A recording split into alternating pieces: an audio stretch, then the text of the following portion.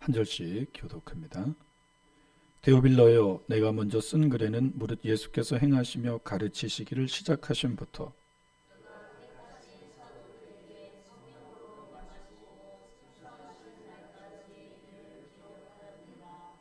그가 고난받으신 후에 또한 그들에게 확실한 많은 증거로 친히 살아계심을 나타내사 40일 동안 그들에게 보이시며 하나님 나라의 일을 말씀하시느니라.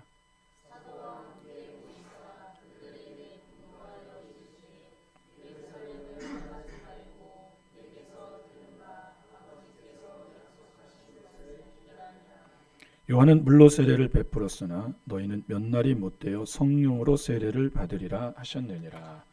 아멘.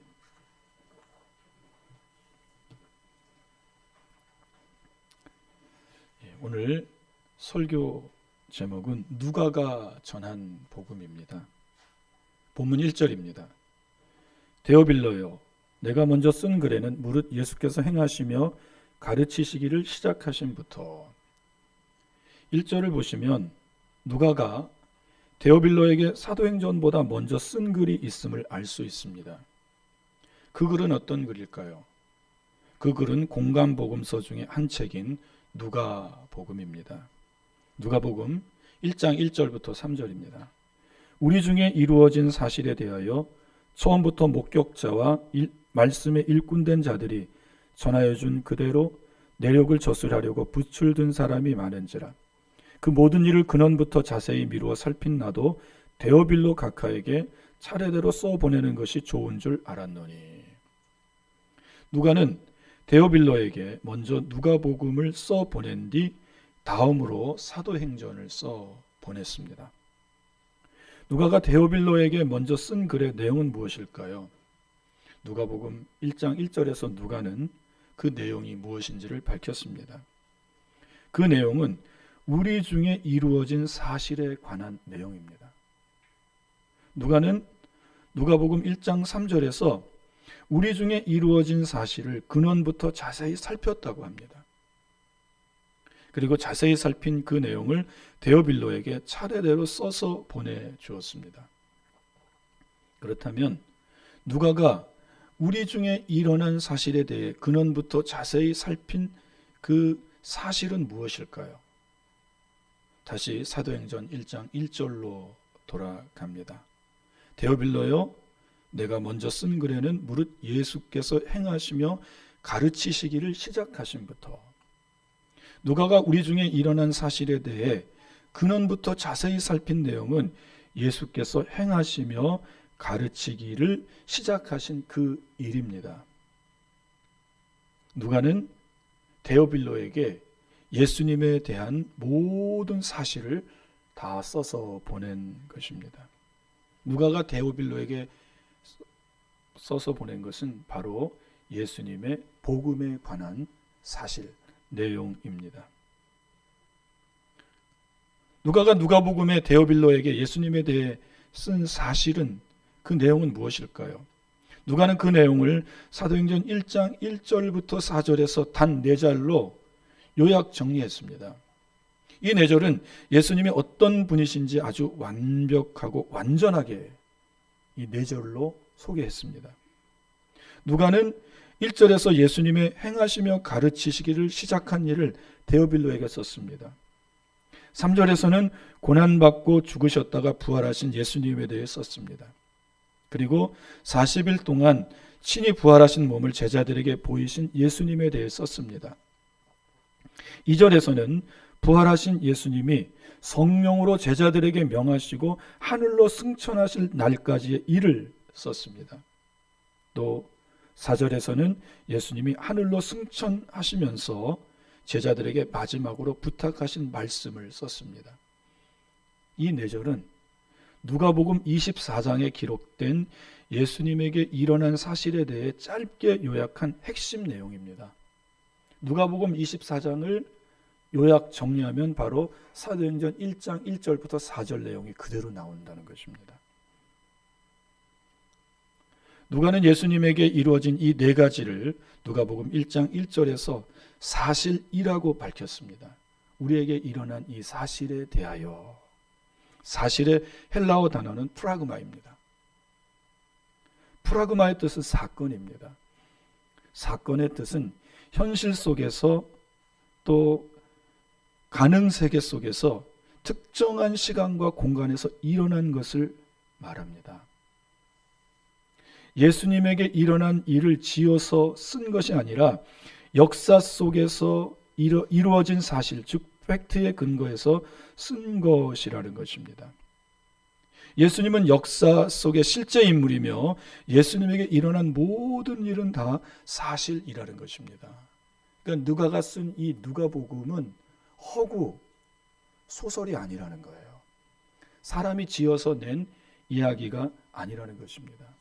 예수님에게 일어났던 그 실제적인 일들에 대해서, 사실에 대해서 그대로 적었다는 것입니다. 누가는 역사가입니다. 사도행전은 신약 성경의 역사서입니다. 역사가는 자기의 어떤 설명과 그런 것이 없습니다. 일어난 사실을 그대로 쓰는 것입니다. 누가는 예수님에게 이루어진 사실에 대해 누가 이외에도 붓을 들고 쓴 사람들이 많이 있다고 합니다. 그 사람들이 쓴 책이 마태복음, 마가복음, 요한복음, 이 사복음서, 누가복음까지 사복음서입니다. 이 세 복음서는 누가복음과 내용이 아주 비슷합니다. 누가가 전한 예수님에게 이루어진 사실에 대해 본문을 중심으로 한 절 한 절 살펴보겠습니다. 다시 본문 1절입니다. 데오빌로여, 내가 먼저 쓴 글에는 무릇 예수께서 행하시며 가르치기를 시작하심부터. 데오빌로에게 누가가 먼저 쓴 글은 누가복음이라고 말씀드렸습니다. 누가는 예수님이 행하시며 가르치시기를 시작하심부터 기록했습니다. 그런데 사실 누가는 누가복음에 보면 세례 요한의 출생에서부터 이야기가 시작됩니다. 세례 요한의 아버지 사가랴가 자기 순번이 되어 성전에 들어가 분향단에서 분향할 때 천사가 이제 네가 아들을 낳을 것이다 라는 그 전하는 소식에서부터 시작합니다. 그리고 곧이어 이제 마리아에게 천사가 예수님을 탄생할 것에 대해 이야기해 줍니다. 누가는 세례 요한의 출생과 예수님의 탄생에서부터 그 이야기를 사실을 써 내려갔습니다. 그런데 누가는 이런 일보다 예수님이 행하시며 가르치기를 시작하는 그 시점을 더 중요하게 생각했습니다. 그래서 먼저 누가복음을 받아본 데오빌로에게 두 번째 보내는 글인 이 사도행전에서는 예수님이 행하시며 가르치시기를 시작하는 그 일부터 상기시키는 것입니다. 예수님의 세례 요한의 탄생, 예수님의 탄생 그 일부터 기록했지만 더 중요한 것은 바로 예수님께서 행하시며 가르치시는 이 일이 더 중요하기에 사도행전에서는 그 일부터 데오빌로에게 상기시키며 글을 쓰는 것입니다. 누가에 의하면 예수님이 행하시며 가르치시는 그 시점은 세례 요한에게 세례를 받으신 그 시점부터입니다. 누가는 예수님이 세례 요한에게 세례를 받으실 때 아주 중요한 사실, 일어난 사건을 하나 썼습니다. 그 사실, 그 사건은 예수님이 성령 세례를 받으시는 것입니다. 누가복음 3장 21절부터 23절입니다. 백성이 다 세례를 받을새 예수도 세례를 받으시고 기도하실 때에 하늘이 열리며 성령이 비둘기 같은 형체로 그의 위에 강림하시더니 하늘로부터 소리가 나기를 너는 내 사랑하는 아들이라 내가 너를 기뻐하노라 하시니라. 예수께서 가르치심을 시작하실 때에 30세쯤 되시니라. 예수님은 여느 백성들처럼 세례 요한에게 요단강에서 세례를 받으셨습니다. 예수님이 세례 요한에게 세례 받으시고 기도하실 때에 무트로 올라오실 때에 하늘이 열렸고 성령이 비둘기 같은 형체로 예수님 위에 강림하셨습니다. 그리고 하늘에서는 너는 내 사랑하는 아들이요 내가 기뻐하는다는 소리가 들렸습니다. 예수님은 하나님의 아들이십니다. 이것을 하나님이 친히 말씀하셨습니다. 우리는 누가가 전한 이 사실, 예수님이 하나님의 아들이라는 이 사실을 믿어야 합니다. 누가는 힘써 말하는 거예요. 내가 예수님에 관한 이 글을 쓴 글은 허구가 아니라 소설이 아니다. 실제적인로 일어났다는 것입니다. 예수님이 세례 요한에게 세례 받으실 때 하늘이 열렸고 성령이 비둘기같이 예수님에게 임하며 너는 내 사랑하는 아들이다. 내가 너를 기뻐한다. 여러분, 예수님이 하나님의 아들이라는 이 사실을 믿으시기를 축복합니다. 예수님이 하나님의 아들이라는 이 사실을 믿는 것에서부터 믿음은 시작되는 것입니다. 우리의 모든 신앙생활의 여정은 여기서부터 시작되는 것입니다. 누가는 사도행전 1장 1절에서 이 일을 말하고 있는 것입니다. 예수님은 30세에 세례 요한에게 세례를 받으시고 성령의 기름 부음을 받으셨습니다. 나이까지도 정확하게 기록을 하잖아요. 어렴풋하게 30세쯤 되었더라가 아닙니다. 30세가 되었더라. 그때부터 예수님은 성령으로 행하시며 가르치시기를 시작하셨습니다. 누가복음 4장 14절 15절입니다. 예수께서 성령의 능력으로 갈릴리에서 돌아가시니 그 소문이 사방에 퍼졌고 친히 그 여러 회당에서 가르치심에 무사람에게 칭송을 받으시더라. 이 사실의 시점은 언제일까요? 성령의 능력으로 예수님이 갈릴리에 돌아가시는 이 시점. 예수님은 성령 세례를 받으신 뒤 성령의 이끌림을 받아 광야로 나가셨습니다. 광야에서 40일간 금식 기도하신 후에 마귀에게 3가지 시험을 받으셨습니다. 성령 충만하신 예수님은 구약의 신명기 말씀과 시편의 말씀으로 마귀의 시험을 이기십니다. 그리고 성령이 충만하셔서 갈릴리로 다시 돌아오셨습니다. 여러분, 성령 충만한 것은 말씀이 그 안에 충만한 사건을 말하는 거예요. 예수님이 말씀이 충만하니 그 하나님의 말씀으로 마귀의 시험을 이기신 것입니다. 여러분 안에 말씀이 충만하시기를 축복합니다. 성령이 충만하셔서 갈릴리로 돌아오십니다. 그때부터 예수님에 대해 소문이 나기 시작합니다. 소문은 일어난 사건에 대해 그 사건을 본 사람들이 돌아다니면서 내는 일입니다. 예수님이 어떤 일을 행하셨다. 이것을 본 사람들이 이제 다니면서 다 소문을 내는 거예요. 성령 충만하신 예수님이 어떤 일을 행하기 시작했습니까? 이제 그것을 본 사람들이 예수님에 대한 소문을 냅니다. 갈릴리는 유대의 한 작은 도입니다. 우리나라 강원도처럼 유대에 속한 갈릴리 도입니다. 강원도는 우리 대한민국 행정구역으로 강원도잖아요. 갈릴리도 유대에 속한 행정구역으로 갈릴리 도입니다. 큰 도입니다. 강원도는 개발되기 전에 첩첩산중 외딴 곳에 외딴 곳이었습니다. 예수님이 사시던 갈릴리도 유대인의 아주 한적하고 구석진 작은 도였습니다. 한촌 유벽한 그런 장소였어요. 그 갈릴리 도에 예수님에 관한 소문이 났습니다. 발 없는 말이 천리를 간다고 갈릴리 그 촌에는 금방 예수님에 관한 소문이 퍼졌습니다. 예수님에 관한 소문은 예수님이 행하신 일입니다. 예수님이 행하신 일은 어떤 일일까요? 누가복음 5장 15절부터 17절입니다. 예수의 소문이 더욱 퍼짐에 수많은 무리가 말씀도 듣고 자기 병도 고침을 받고자 하여 모여오되 예수는 물러가서 한적한 곳에서 기도하시니라. 하루는 가르치실 때에 갈릴리의 각 마을과 유대와 예루살렘에서 온 바리새인과 율법 교사들이 앉았는데 병을 고치는 주의 능력이 예수와 함께 하더라. 예수님이 행하신 일은 예수님이 병든 자의 병을 고치신 일이었습니다. 이 소문은 갈릴리를 넘어 예루살렘까지 퍼져 나갔습니다. 어떻게 예수님에게는 병을 고치는 능력이 있었을까요? 누가복음 5장 17절에 의하면 병 고치는 주의 능력이 예수님과 함께 하셨기 때문이라고 합니다. 병 고치는 주의 능력은 성령의 능력을 말씀하시는 것입니다. 성령님이 예수님과 함께 하셔서 예수님에게 성령의 능력인 병 고치는 능력을 행하신 것입니다. 예수님은 병 고치는 능력으로 10명의 문둥병자도 고치셨고 중풍병자도 고치셨습니다. 그리고 눈먼 자도 고치시고, 더 놀라운 일이 벌어집니다. 누가복음 6장 19절입니다. 온 무리가 예수를 만지려고 힘쓰니 이는 능력이 예수께로부터 나와서 모든 사람에게 낫게 함이로라. 병든 자들이 예수님을 만지려고 힘썼습니다. 이것은 병든 자들 사이에 경쟁이 벌어진 것을 말하는 거예요.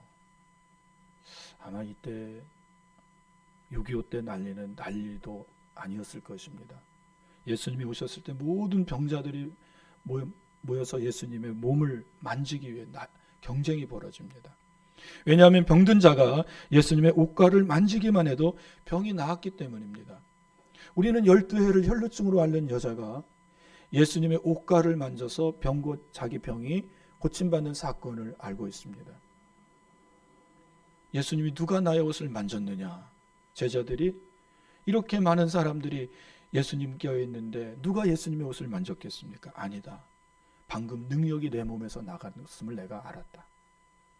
여러분, 예수님에게는 병 고치는 능력이 있습니다.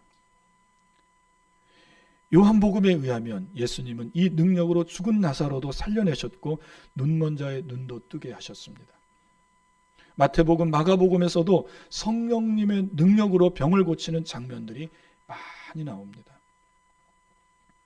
또 하나 예수님께서 행하신 일은 귀신을 쫓아내는 권세를 행하셨습니다. 여러분, 이것은 권세입니다. 누가복음 6장 18절입니다. 더러운 귀신에게 고난받는 자들도 고침을 받은지라. 우리는 여기서 귀신의 실체를 봅니다. 귀신은 더럽습니다. 그리고 그 사람에게 고난을 줍니다. 우리 안에 있는 이 더러운 습관들은 다 귀신이 조장하는 것입니다. 게으르고 나태하고.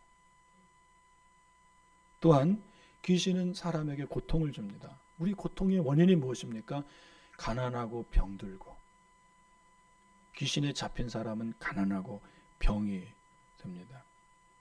그러나 예수님은 그들 속에 역사하는 귀신을 쫓아내 주셨고 그의 영혼과 육체와 정신을 온전케 해 주셨습니다. 여러분, 귀신도 권세가 있고 능력이 있습니다. 그러나 더 큰 권세이신 예수 그리스도의 권세와 능력 앞에 다 쫓겨나는 줄로 믿습니다. 귀신은 우리 안에 더러운 습관을 길들이고 우리를 가난하게 하고 병들게 합니다. 저 북한을 보십시오. 그곳에 여러분, 주의 종도를 다 죽이고 믿는 자들을 다 감옥에 가두고 교회를 폐쇄하고 다 무너뜨린 저 북한, 저렇게 가난하고 힘들게 삽니다. 그러나 복음을 받아들인 유럽, 우리 대한민국은 이렇게 잘 삽니다. 여러분, 예수님의 이름에 권세가 있습니다. 예수님의 이름으로 여러분 안에 있는 귀신을 대적하시고 쫓아내시기를 바랍니다. 요한복음 21장 25절에서는 예수님이 행하신 기적을 쓰려면 이 세상에 기록된 책을 두기에도 부족하다고 했습니다. 예수님이 병든 자를 고치시고 귀신을 쫓아내시는 데는 목적이 있으셨습니다. 예수님은 많은 기적을 행하셨고 기적을 보기 위해 많은 사람들이 몰려들었을 때 그때 예수님은 가르치셨습니다.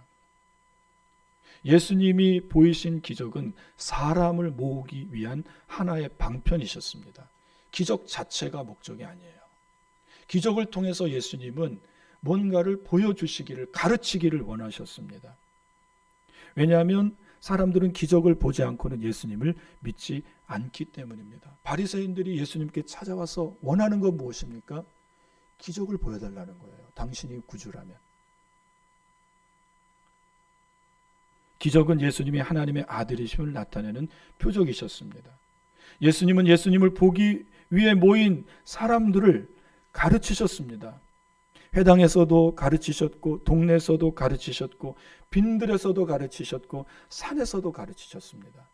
바닷가에서는 베드로의 그 빈배를 타고 그곳에서도 그 무태에 앉은 사람들을 가르치셨습니다.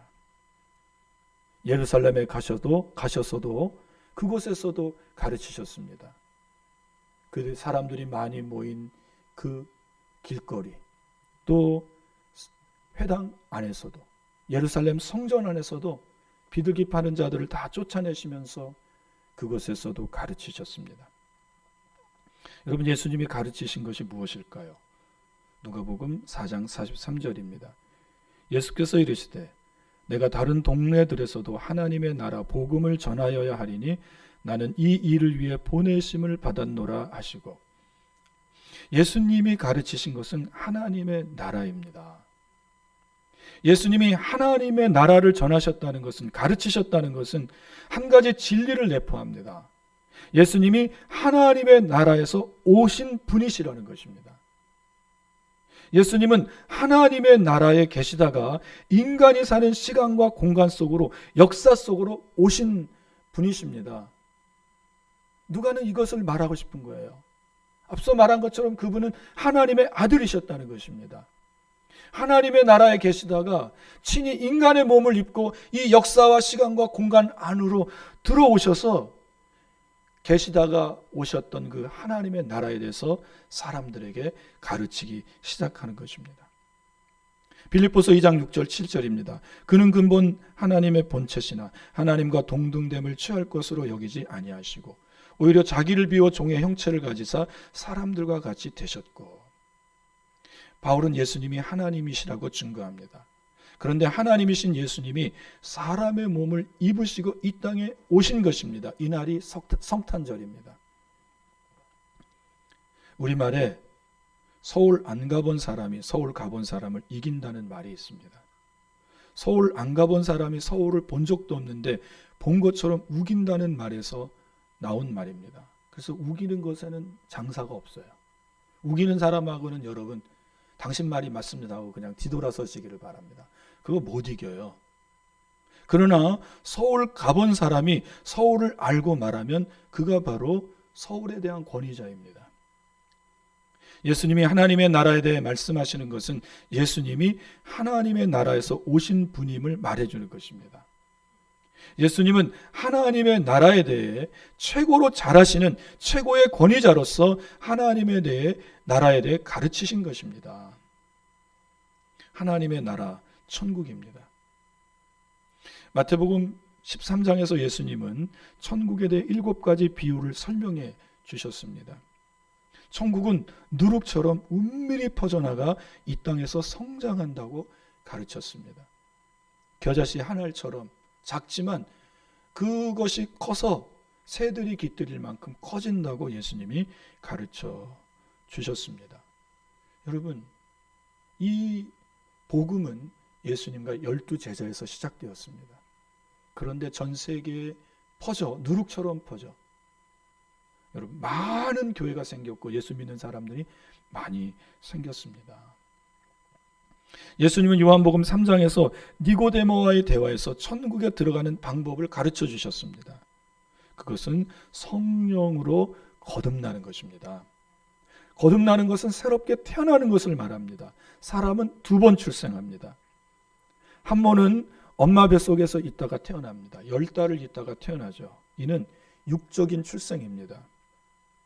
또 한 번은 예수님을 알고 내 구주로 영접할 때 태어납니다. 이는 영적인 출생입니다.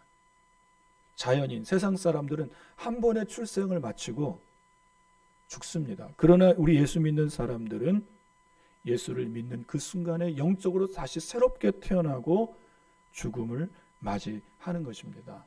그 결과는 천국과 지옥이에요. 여러분, 영적인 출생을 하는 그때부터 그 사람의 말과 행실이 달라집니다. 생각이 달라지고 말이 달라지고 행실이 달라져요. 예수님 믿은 다음부터 옛사람은 죽고 거듭난 새 사람으로 살아갑니다. 지옥에서 천국으로 이사한 사람이 되는 거예요. 어둠, 죽음, 지옥에 있던 사람이 빛, 생명, 천국으로 옮겨진 사람이 되는 것입니다. 이것이 다 예수님이 가르쳐 주신 하나님 나라의 비밀입니다. 누가는 이것을 데오빌로에게 그리고 우리에게 쓴 것입니다. 두 번째로 누가가 예수님에 대해 쓴 사실은 무엇일까요? 본문 3절입니다. 그가 고난받으신 후에 또한 그들에게 확실한 많은 증거로 친히 살아계심을 나타내사 40일 동안 그들에게 보이시며 하나님 나라의 일을 말씀하시니라. 누가는 예수님이 행하시고 가르치신 일을 쓴 다음 예수님의 고난에 대해 썼습니다. 이는 예수님께서 십자가에서 죽으신 일입니다. 누가복음 23장 33절입니다. 해골이라 하는 곳에 이르러 거기서 예수를 십자가에 못 박고 두 행악자도 그렇게 하니 하나는 우편에 하나는 좌편에 있더라. 누가는 예수님이 십자가에 못 박힌 사실에 대해 썼습니다. 그리고 예수님이 십자가에 못 박혀 죽으신 후에 일어난 일에 대해서도 자세하게 썼습니다. 당시 유대인들은 시신을 동굴에 묻고 큰 바위로 굴려 그 무덤을 막아 놓았습니다. 아리마대 사람 요셉이 장차 자기가 묻힐 무덤에 예수님의 시신을 거두어 장례를 치러드렸습니다. 누가는 이 무덤은 아직 한 사람도 묻히지 않은 새 무덤이라고 했습니다. 아무도 묻히지 않은 새 무덤에 예수님을 아리마대 사람 요셉이 장례를 치루어 드렸습니다. 그리고 그 장사 지내는 일을 갈릴리에서 온 여인들이 보았다고 썼습니다. 그 사실에 대해서 자세히 묘사하고 기록하는 거예요. 여인들이 예수님의 무덤을 확인한 이유는 예수님의 죽은 몸에 향유를 발라드리고 향품을 넣어드리기 위해서라고 분명히 썼습니다. 그리고 그 다음으로 누가는 누가복음 24장에서 예수님에게 일어난 사실, 부활에 대해서 썼습니다. 여자들은 예수님의 시신에 발라드릴 향유와 예수님의 시신을 싼 세마포옷에 넣어드릴 향품을 가지고 안식 후 첫날에 예수님을 묻은 무덤으로 갔습니다. 유대인의 안식일은 해가 지는 금요일 오후 6시부터 토요일 오후 6시까지입니다. 예수님은 금요일 아침에 십자가에 못 박히고 오후 3시쯤에 죽으셨습니다. 금요일 6시가 되기 전에 무덤에 매장되셨습니다. 안식 후 첫날은 3일이 지난 시간인 일요일 첫 새벽을 말합니다.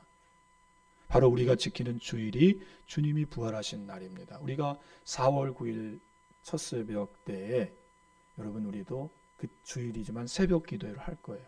이날에 주님이 죽으시고 부활하신 그 첫날이기 때문입니다. 여인들은 주일 새벽에 예수님의 무덤에 가 놀라운 장면을 목격합니다. 무덤 문을 막았던 큰 돌이 둘려져 무덤 문이 열려 있습니다. 여인들이 무덤 안으로 들어가 보니 예수님의 시신은 사라졌습니다. 그리고 거기에 빛나는 옷 입은 두 사람이 있습니다. 두 사람은 여인들에게 어찌하여 산자를 죽은 자 가운데서 찾느냐고 하십니다. 그리고 예수님이 생전에 하신 말씀을 생각나게 하십니다. 누가복음 24장 6절 7절입니다. 여기 계시지 않고 살아나셨느니라. 갈릴리에 계실 때 너에게 어떻게 말씀하셨는지를 기억하라. 이르시기를 인자가 죄인의 손에 넘겨져 십자가에 못 박히고 제3일에 다시 살아나야 하리라 하셨느니라 한데, 예수님은 살아계실 때 제자들에게 인자가 죄인의 손에 팔려 십자가에 못 박혀 죽을 것이며 3일 만에 다시 살아날 것이라고 말씀하셨습니다. 제자들은 예수님의 이 말씀을 이해하지 못했습니다. 왜냐하면 역사적으로 볼 때 죽었다가 살아난 사람은 한 사람도 없었기 때문입니다. 그런 사실이 없었어요. 그래서 예수님이 하신 이 말씀이 무엇인지 깨닫지 못했습니다. 그러나 여인들은 지금 예수님의 이 말씀을 기억해냅니다. 예수님의 그 부활 앞에서 여인들은 예수님에게 일어난 이 사실, 부활하신 예수님을 제자들에게 달려가 즉시 전했습니다.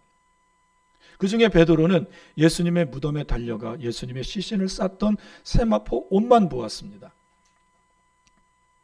누가는 예수님의 부활 후에 부활하신 예수님의 몸을 제자들에게 보이신 사실에 대해서도 썼습니다. 예수님은 엠마오로 가는 두 제자에게 나타나셨습니다.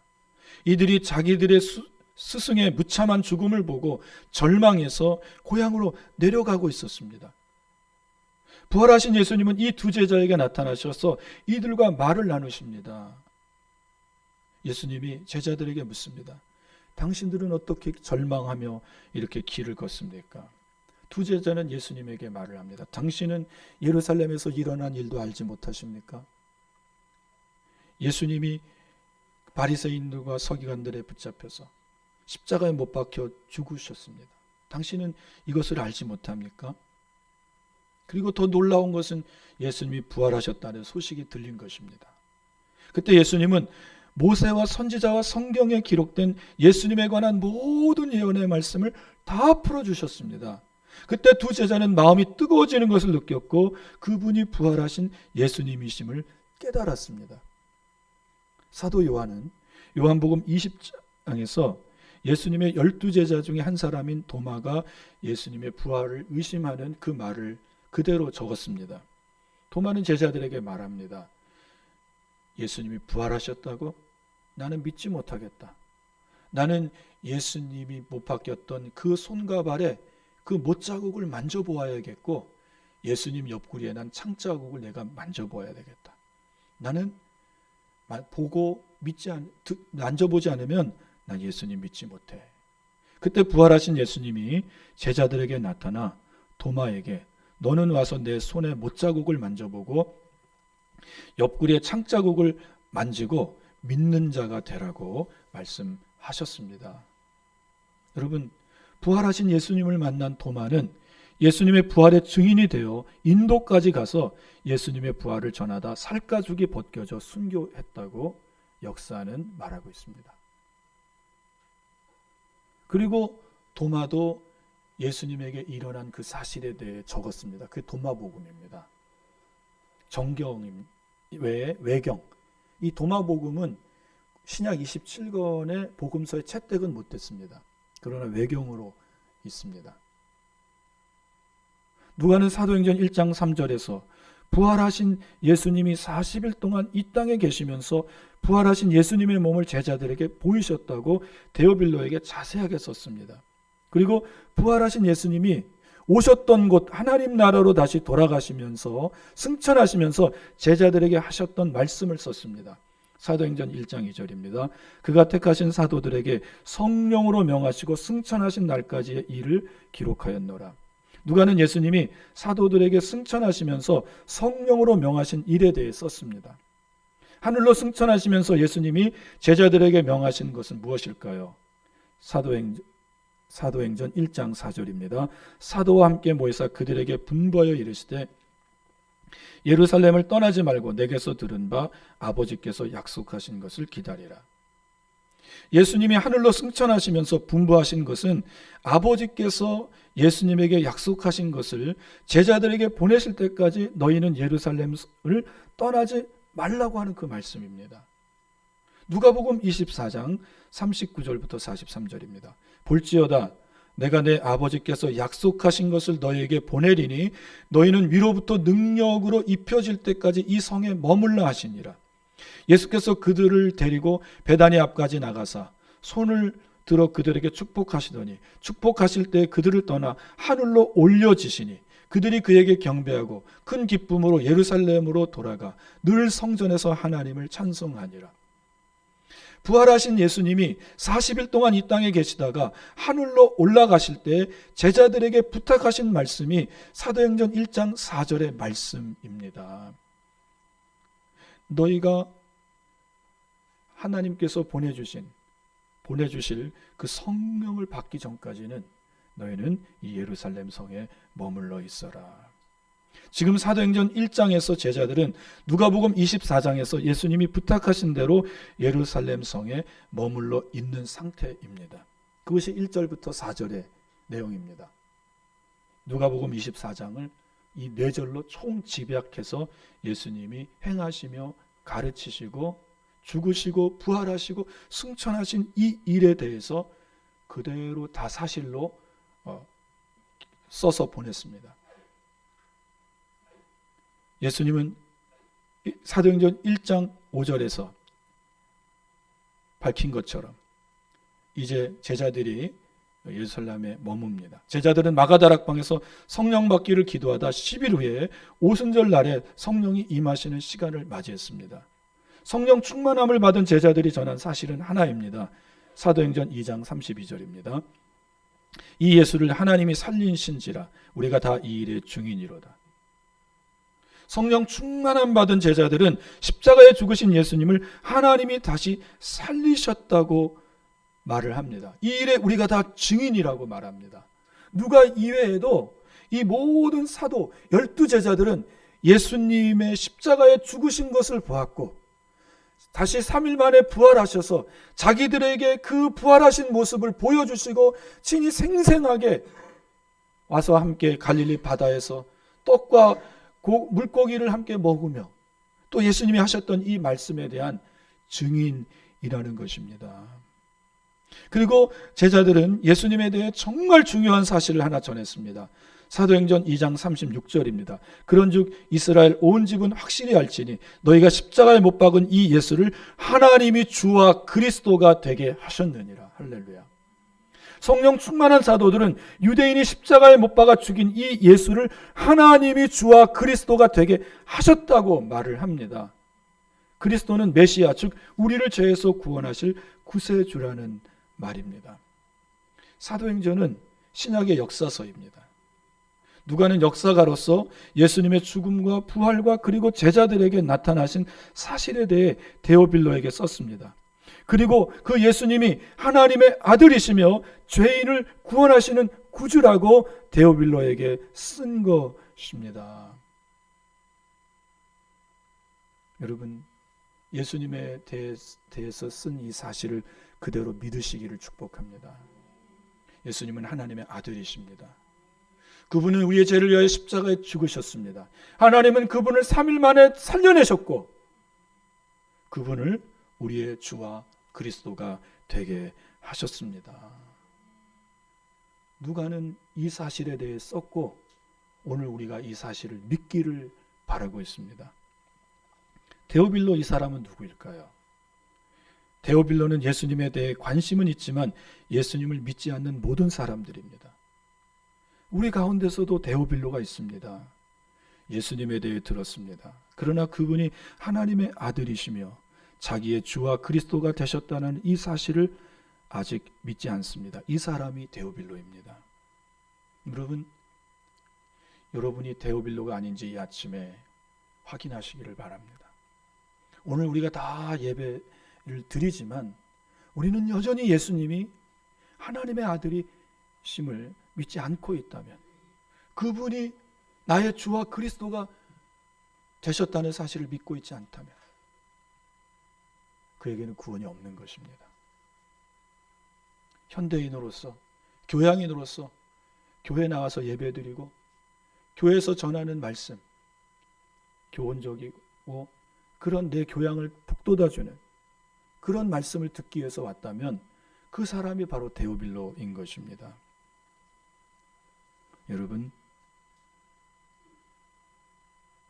누가는 예수님에 대해 관심은 있지만 믿지 않는 이 데오빌로들에게 예수님을 믿으라고 이 글을 쓴 것입니다. 누가복음 3장 17절입니다. 손에 키를 들고 자기의 타작마당을 정하게 하사 알곡은 모아 곡간에 들이고 쭉정이는 꺼지지 않는 불에 태우시리라. 이 모습은 주님이 재림하셔서 행하실 마지막 일입니다. 예수님은 이 세상에 다시 오셔서 영적 추수를 하시고 알곡은 모아 곡간에 들이시고 쭉정이는 꺼지지 않는 불에 태우실 것입니다. 예수 믿는 자를 천국으로, 예수 믿지 않는 자를 지옥으로 던지실 것입니다. 누가는 역사가로서 예수님에 대해 일어난 사실을 그대로 전했습니다. 우리는 누가가 전한 예수님에 대한 이 사실을 믿어야 합니다. 예수님이 나의 주와 그리스도, 메시아 구주가 되심을 믿어야 합니다. 그리고 장차 예수님이 세상의 심판주로 오셔서 예수 믿은 자와 믿지 않는 자를 구별하시고 천국과 지옥으로 보내실 분임을 믿으셔야 합니다. 저는 여러분에게 예수님을 믿으시기를 강권합니다. 부탁하지 않겠어요. 강권합니다. 믿으셔야 됩니다. 믿어야 합니다. 그리하여야 주님의 지옥 심판을 면하고 천국에 갈 수 있기 때문입니다. 기도하겠습니다. 하나님, 우리 중에 오늘